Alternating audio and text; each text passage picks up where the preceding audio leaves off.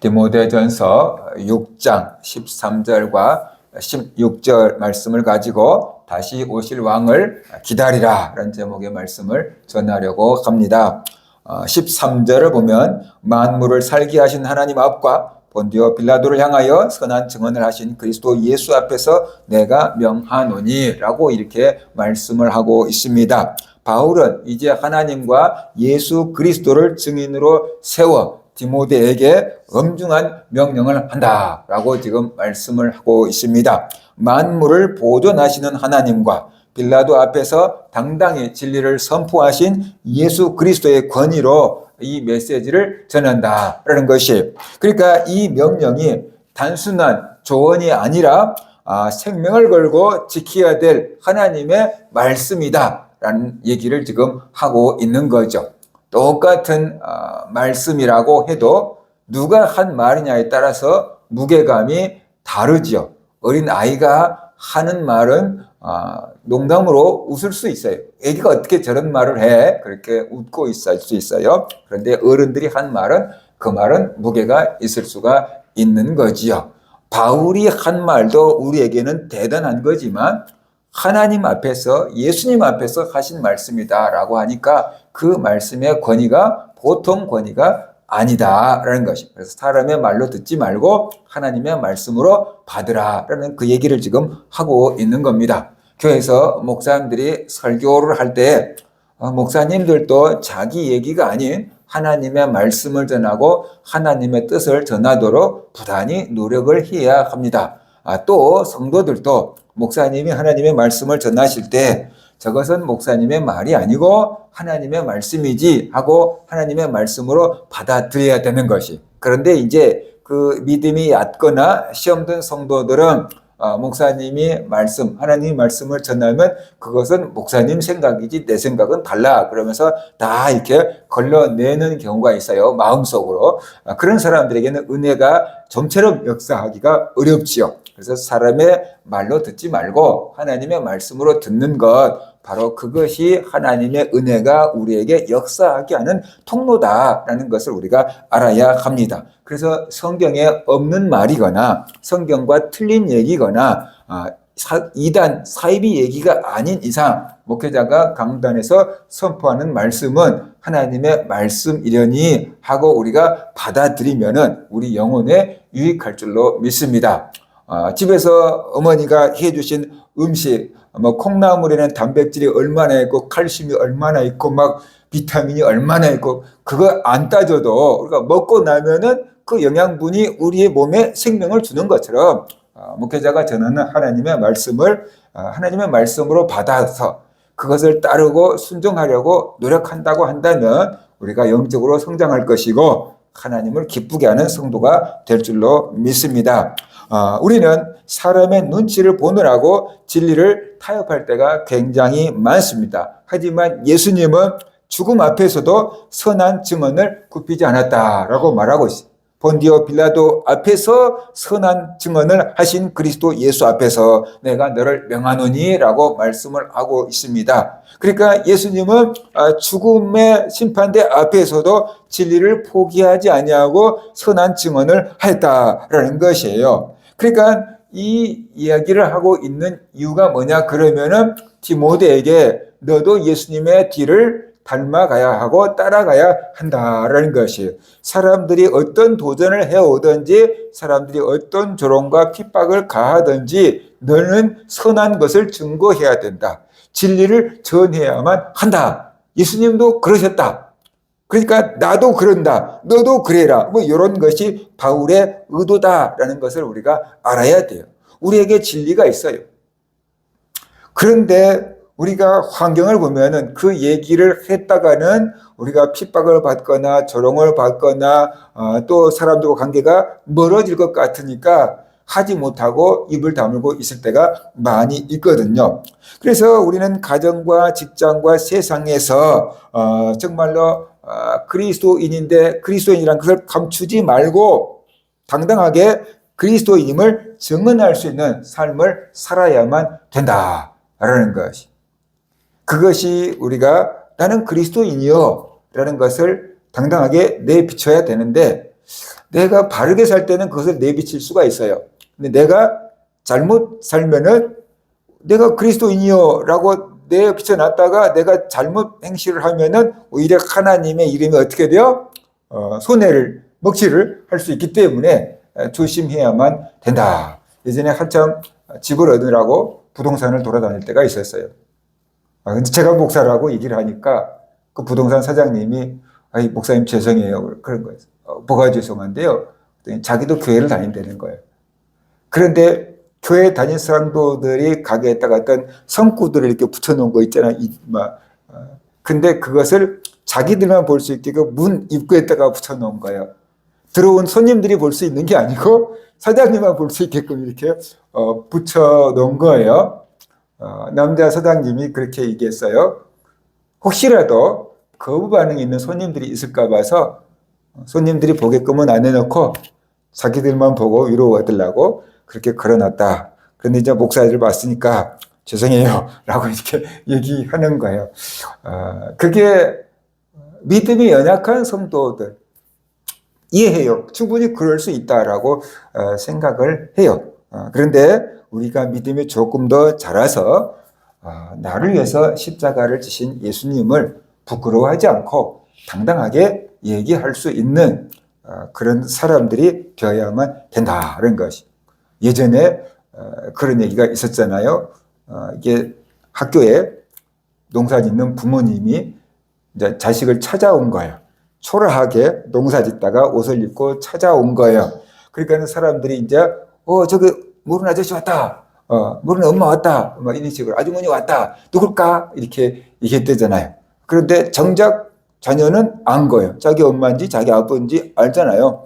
근데 모른 척 한 거예요. 왜 그러냐 그러면은 친구들 앞에 우리 아버지가 우리 어머니가 저렇게 초라한 농부야 라는 것을 들키고 싶지 않아서 모른 척 했다라는 것이. 자녀가 부모를 그렇게 부끄러워한다고 한다면 부모 입장이 어떨까요? 나는 눈에 넣어도 안 아플 자식으로 길렀는데 내 직업이 좀 그렇다고 내 행색이 좀 초라하다고 자녀가 부모를 부끄러워한다 그러면은 그 부모의 마음이 많이 아프고 슬프겠죠. 그렇죠? 예수님이 우리를 구원하기 위해서 발가벗겨진 채 십자가에 못이 박히고 채찍에 맞으시고 침 뱉음을 받으시고 조롱을 받으셨거든요. 그런데 그 예수님을 우리가 부끄러워하고 세상과 타협하고 그리스도인이 아닌 척 한다고 한다면 그것도 참 예수님의 마음을 아프게 하는 거 아닐까. 그래서 사람들 앞에서 나를 시인하면 나도 하늘에 계신 아버지 앞에서 그를 시인할 것이요. 사람들 앞에서 나를 부인하면 하늘에 계신 아버지 앞에서도 내가 그를 부인하리라. 그 말씀을 하셨거든요. 근데 우리가 예수 그리스도를 시인해야 되는데 내가 그리스도인이라는 것을 시인해야 되는데 내가 그리스도인이라는 것을 말하기가 부끄러울 때가 있어요. 코로나 때 교회에서 계속 이렇게 코로나 접는다고 입에다가 소금물을 뿌려가지고 온 성도들을 다 코로나 걸리게 막 하고 그게 매스컴 타고 막 나온 적이 있었잖아요. 교회가 그렇게 세상이 이해하기 어려운 그런 일들을 할 때 우리가 그리스도인이다라고 말하기가 참 부끄러워요. 유튜브에 어떤 목사님들의 안 좋은 그 일들이 막 알려질 때 내가 목사요 라고 말하기가 부끄러울 때가 있어요. 그렇죠? 근데 하나님 앞에서 우리가 또 그렇게 주님의 나라를 욕먹이는 일을 하고 있을 수도 있거든요. 다른 사람들은 막 그런다고 우리가 비난하면서 나도 뭐 종류는 강약은 다를 수 있지만 나도 그럴 수가 있다라는 것이. 그래서 우리 자신들을 돌아보고 그리스도인이라는 것이 부끄럽지 않아야 되고 그리스도인이라는 것을 당당하게 드러낼 수 있을 정도로 우리가 삶을 살았으면 좋겠다라는 생각이 들어요. 아무튼 누가 잘했고 누가 잘못했고 라는 것을 시시비비를 가리기보다는 우리에게도 그런 모습들이 있다는 것을 우리가 알고 우리가 좀 더 주님을 자랑스러워하고 우리가 좀 더 주님의 영광을 들여내는 그런 삶을 사는 그리스도인들이 되었으면 좋겠습니다. 그 다음에 우리는 주님의 재림의 날까지 흠없고 책망받을 것이 없이 이 명령을 지키라라고 말씀을 하고 있습니다. 바울이 지키라고 한 명령이 뭔가 11절과 12절에 있는데요. 오직 너 하나님의 사람아 이것들을 피하고 의와 경건과 믿음과 사랑과 인내와 온유를 따르며 믿음의 선한 싸움을 싸우라 영생을 취하라 라고 말하고 있어요. 그러니까 바울이 디모데에게 이것들을 피하라 라고 말하고 있고 선한 싸움을 싸우라 라고 말하고 있고 영생을 취하라 라고 말하고 있어요. 이것들을 피하라 라고 말하는 것은 경건을 이익의 재료로 생각하는 사람들, 돈벌이 수단으로 생각하는 사람들을 피하라. 영지주의를 교회에서 전하면서 자기가 하나님의 일꾼인 것처럼 하는 그런 사람들을 피하라 라는 얘기를 하고 있고, 선한 싸움을 싸우라. 예수 그리스도의 경건한 성품을 닮아가도록 선한 싸움을 싸우라 라고 지금 말하고 있어요. 경건과 믿음과 사랑과 인내와 온유를 따르며 믿음의 선한 싸움을 싸우라. 그런 사람들이 있음에도 불구하고 우리가 주님의 성품을 닮아가도록 부단히 자기와 싸우는 그 선한 싸움을 싸우라 라고 말하고 있어요. 가만히 있어서 그렇게 되는 게 아니고 죄와 싸우고 내 못된 본성과 싸우고 내 막 그런 것들과 싸우면서 우리가 그리스도인다워진다라는 것이. 그러니까 싸우라라고 말하고 있어요. 다른 사람과 싸우는 게 아니고 그 내 안의 죄성과 싸우는 거죠. 내 속에 있는 악과 싸우는 거죠. 세속화되려고 하는 그런 유혹과 싸우는 거죠. 그래서 그리스도 예수의 성품을 닮아가라라고 말하고 있어요. 그렇게 선한 싸움을 싸워서 닮아가는 이유가 뭐냐 그러면 영생을 취하기 위함이다. 영원한 생명을 얻기 위함이다 라고 지금 말씀을 하고 있어요. 우리의 노력으로 영원한 생명을 얻는 것처럼 착각을 하면 안 돼요. 예수 그리스도의 십자가의 죽으심과 부활을 통해서 그것을 믿음으로 우리는 영원한 생명을 얻었는데, 주님께서 죽어가면서까지 우리에게 주신 그 영원한 생명을 우리는 어떻게 돼요? 지켜가야만 되는 거거든요. 그러니까 바로 예수 그리스도를 닮아가고 그 주신 영생을 지키고 그 영생을 취하는 그런 노력은 우리가 해야만 된다라는 것입니다. 우리가 세상은 돈과 성공을 취하라고 말해요. 돈을 얻고 성공을 하라고. 그런데 성경은 영생을 취하라 라고 말씀을 하고 있습니다. 간단하게 보면은 돈과 성공을 얻은 사람들이 부러워 보이고 성공한 것 같아요. 근데 인생의 긴 마지막에 죽음 앞에서 죽음 이후에를 본다고 한다면은 돈을 많이 취한 사람도 성공한 것이 아니고 세상에서 권력이나 명예를 얻는 사람도 성공한 것이 아니고 예수 그리스도를 믿고 구원받은 사람이 성공한 것이다. 그거 믿어야 돼요, 우리가. 왜냐 그러면 이 세상에서 권력도 대년 안 가요. 그렇죠? 대통령 5년 하면은 그냥 내려와야 되는 거예요. 그런데 우리가 죽은 다음에 천국을 가느냐 지옥을 가느냐 그것은 영원한 세상이 결정나는 거잖아요. 그러니까는 이게 부자의 문 앞에서 구걸하면서 먹고 살았던 나사로가 아브라함의 품에 안겼으니까 그 나사로가 성공한 인생이에요. 이 세상에 살 때 호화호식하던 부자는 음부에 떨어가지고 물 한 방울만 주세요 하고 구걸하고 있는 상태가 됐잖아요. 그러니까 그 소리는 뭐냐 그러면은 나사로는 이 세상에 사는 아마 70 살았다고 해봅시다. 이 세상에 사는 70년 동안 구걸하며 살았다고 봐요. 그런데 음부에 떨어지는 부자는 평생 동안 물 한 방울 구걸하며 살아야 돼요. 영원토록.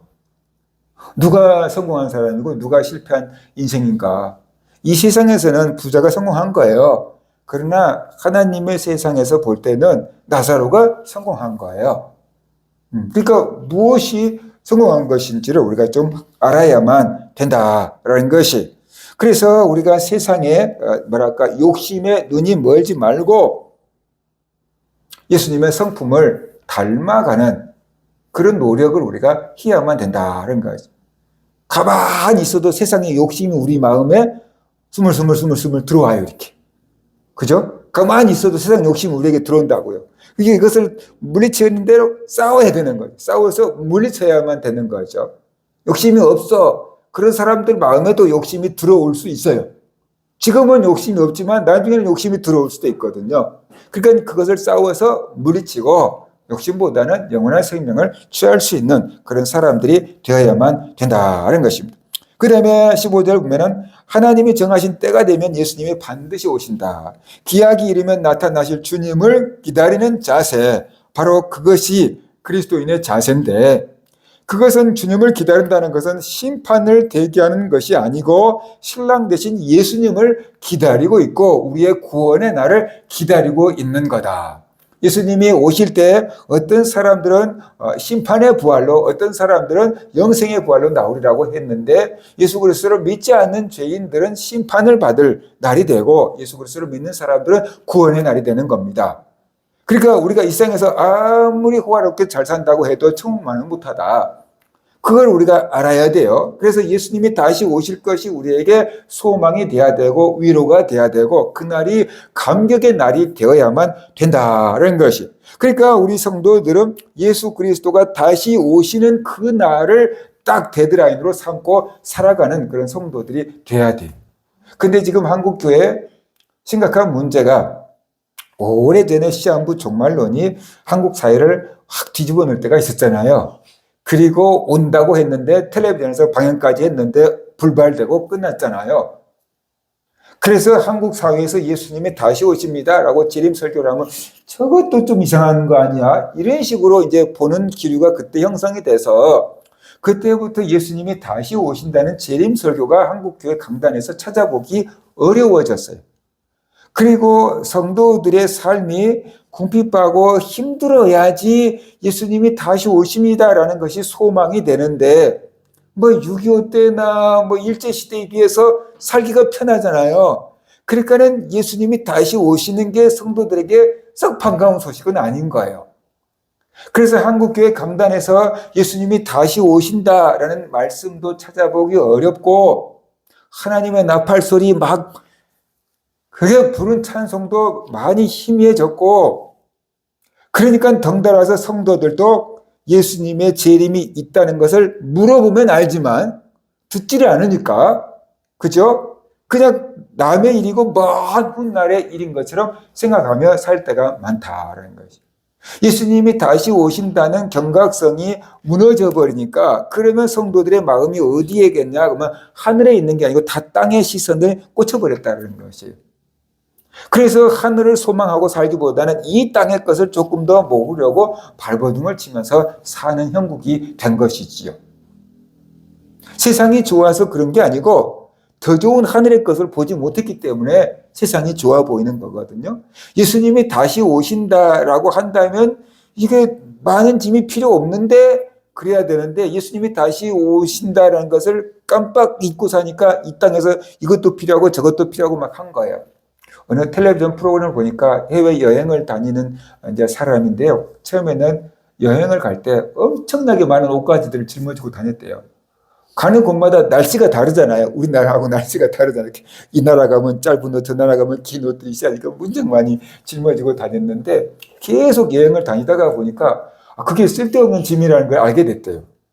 그래서 이제 그 경험이 쌓이면 쌓을수록 필요 없는 것들을 다 빼내니까 간단하게 딱 꼭 필요한 것만 짊어지고 이제 여행을 다닌다. 그게 여행 다니는 사람들의 이제 어떤 진정한 가치겠죠. 경험이겠죠.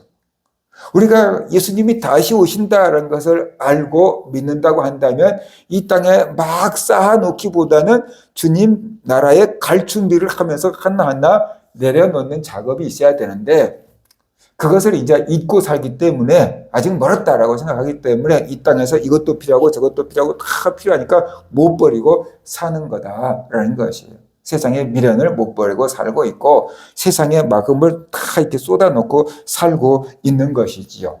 그러다가 보니까 욕심에 사로잡혀서 하지 않아야 될 일들도 자꾸만 하게 되고 그리스도의 영광을 가리는 일도 서슴지 않고 하게 된다는 것이. 그런데 당장에 내일 주님이 오신다.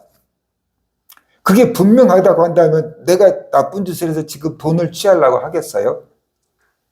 안 그러겠죠. 그렇죠? 근데 아직 멀었다고 생각하니까 우리가 그런 생각들을 하는 거거든요.